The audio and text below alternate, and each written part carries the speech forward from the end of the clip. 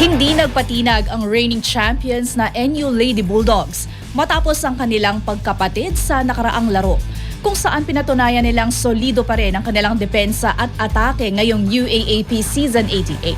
Ang ibang detalye alamin sa aking eksklusibong pag-abante. Sports Now! Sports Now! Exclusive! Agad na nakarecover ang National University Lady Bulldogs mula sa kanilang pagkakadapa kontra UP matapos nilang walisin ang University of the East Lady Warriors sa loob lamang ng 3 set, 25-19, 25-10, 25-19, nitong Miyerkules sa Smart Araneta Coliseum. Bagamat maganda ang simula ng Lady Warriors na lumamang pa ng 15-8 sa unang set, hindi na hinayaan ng mga taga-Hokson na mawala ang kanilang kontrol sa laro. Sa pamumuno ni Ara Panique, Celine Marsh at Vange Alensug, nagpakitang gilas ang NU sa isang matinding 17-4 surge para agawin ang unang yugto. Mula roon, hindi na nagpaligoy-ligoy pa ang Lady Bulldogs at pinagmukhang madali ang second set sa isang lopsided na 25-10.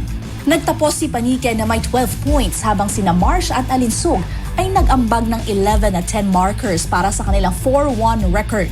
Nananatili namang nasa bench at hindi naglaro ang rookie standout na si Sam Cantada dahil sa shin injury. Ngunit ayon kay Alinsug, tiwala siya sa kakayahan ng kanyang mga teammates na punan ang anumang kakulangan.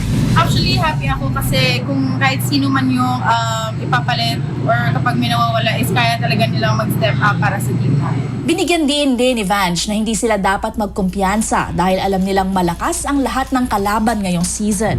Siguro mag-stick lang din talaga kami kung ano yung dapat namin pagtrabahuan since alam namin talaga is yung lahat ng kalaban namin is malakas and kaya nila kaming talunin kapag pababayaan. Habang nasa itaas ng standings ang NU, nananatili namang nasa ilalim ang UE na wala pang panalo sa 5 salang sa kabila ng 10 points na nakuha ni Van Bangayan at Kai Cepada. Ako si Sheila Salaysay, Abante Sports, now na.